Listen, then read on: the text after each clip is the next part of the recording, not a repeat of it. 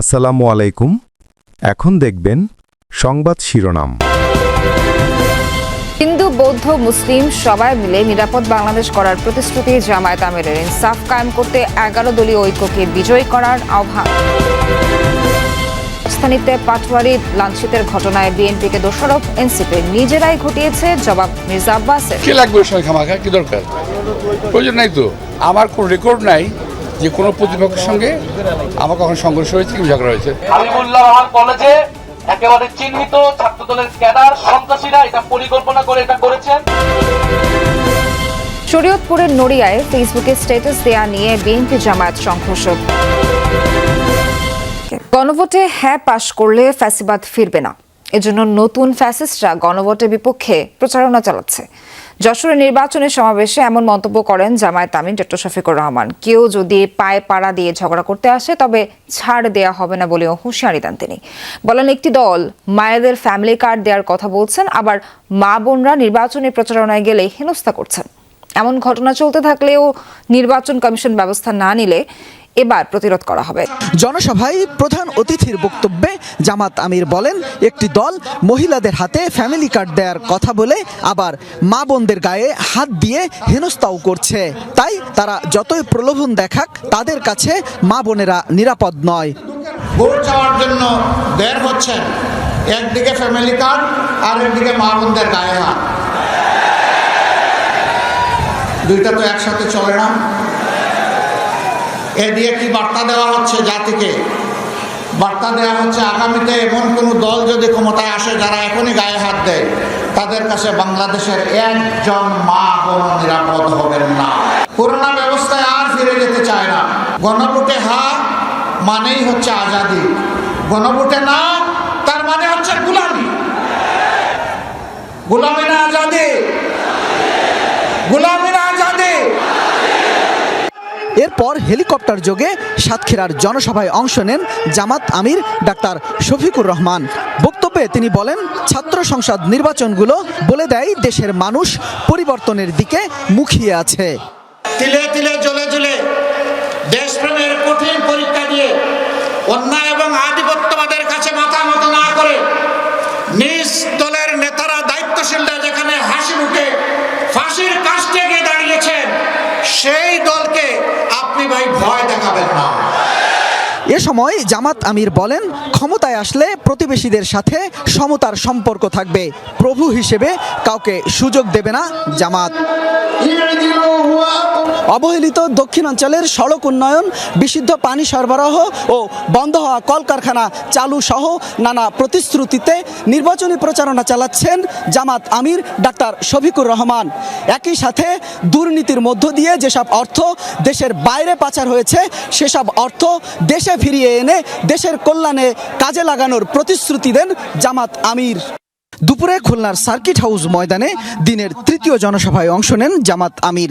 এ সময় তিনি বলেন, ক্ষমতায় আসলে শক্ত অর্থনীতির ভিত গড়তে কাজ করবে জামাত। আমরা ইনসাফের ভিত্তিতে যার পাওনা তার হাতে তুলে দেব। এমনকি আমরা এটাও দেখব না একজন উপযুক্ত নাগরিক তিনি কোন ধর্মে বিশ্বাসী, এইটাও আমরা দেখব না।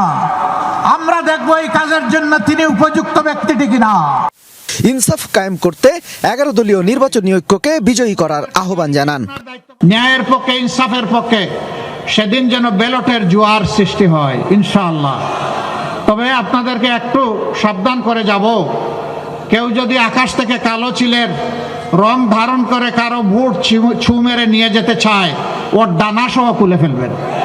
হিন্দু বৌদ্ধ মুসলিম সবাই মিলেমিশে একসাথে নিরাপদ বাংলাদেশ গড়ারও প্রতিশ্রুতি দেন ডাক্তার শফিকুর রহমান।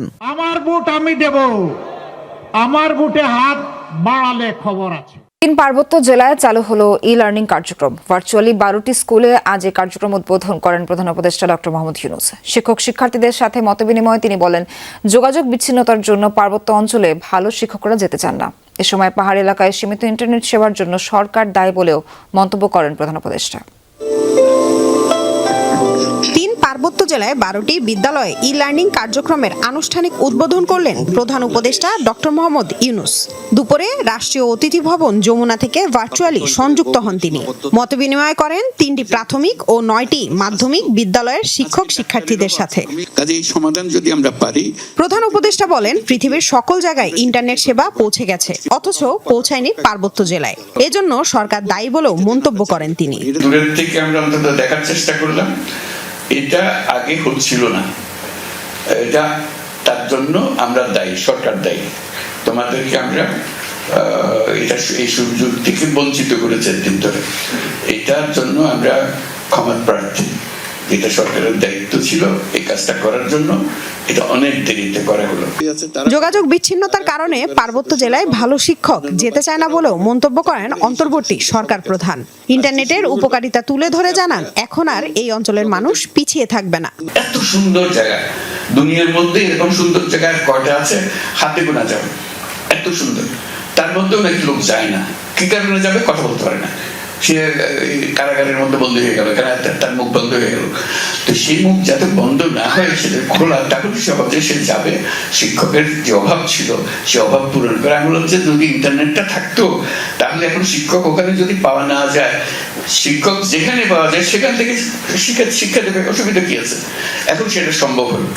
ডক্টর ইউনূস বলেন, সবাই এদেশের নাগরিক, অন্য নাগরিক যে অধিকার পায় পার্বত্য জেলার মানুষও সে অধিকার পাবে, বঞ্চিত থাকার কোনো কারণ নেই। আমরা বাংলাদেশের নাগরিক, বাংলাদেশের আমাদের দেশ, কাজে নাগরিকরা যা সুযোগ সুবিধা পায় আমাদেরকে সেটা দিতে হবে। এটা আমাদের আমাদের অধিকার, এটা আমাদের দিতে হবে। কাজে সেই অধিকার যেন আমরা পূরণ করতে পারি। শিক্ষক ও শিক্ষার্থীরা ই লার্নিং কার্যক্রম শুরুর জন্য প্রধান উপদেষ্টাকে ধন্যবাদ জানান। যত উপযুক্তভাবে আমরা সবাই। প্রার্থীদের অভিযোগ পাল্টা অভিযোগ আর গণসংযোগে জমজমাট প্রচারণা। সাধারণ মানুষের কাতারে গিয়ে নানান প্রতিশ্রুতি দিচ্ছেন প্রার্থীরা। প্রতিপক্ষ নাসিরুদ্দিন পাটোয়ারির ওপর হামলার অভিযোগ অস্বীকার করেছেন ঢাকা 8 আসনে বিএনপি প্রার্থী মির্জা আব্বাস। বিএনপির কোনো প্রার্থী প্রতিপক্ষের বিরুদ্ধে টাকা দিয়ে ভোট কেনার অভিযোগ তোলেন। নিরাপত্তা নিয়ে শঙ্কার কথাও জানান কেউ কেউ। তবে নির্বাচন সুষ্ঠু হলে জয়ের ব্যাপারে আশাবাদী বিএনপির প্রার্থীরা। ঢাকা 8 আসনে ধানের শীষের প্রার্থী মির্জা আব্বাস সকাল থেকেই নিজ নির্বাচনী এলাকায় ভোটের প্রচার চালান।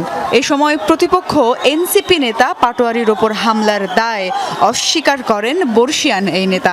পাল্টা অভিযোগ তুলে তিনি বলেন, এই হামলা এনসিপির রাজনৈতিক চাল হতে পারে।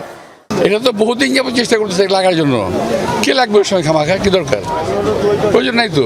আমার কোনো রেকর্ড নাই যে কোনো প্রতিপক্ষের সঙ্গে আমার কখন সংঘর্ষ হয়েছে কি ঝগড়া হয়েছে, দ্যাট ইজ নো রেকর্ড।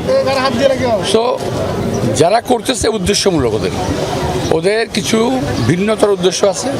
রাজধানীর অন্যান্য আসনেও ছিল প্রার্থীদের জমজমাট প্রচার। এরই মধ্যে সাদা কালো পোস্টারে টের পাওয়া যাচ্ছে নির্বাচনী হাওয়া। প্রচার ও গণসংযোগের 6 দিন পার হলেও প্রার্থীদের নিরাপত্তা নিয়ে এখনো প্রশ্ন উঠছে। বিএনপি প্রার্থী সানজিদা ইসলাম তুলির অভিযোগ, হাদি হত্যার পরও প্রার্থীদের নিরাপত্তা নিয়ে কোনো তৎপরতা নেই নির্বাচন কমিশনের।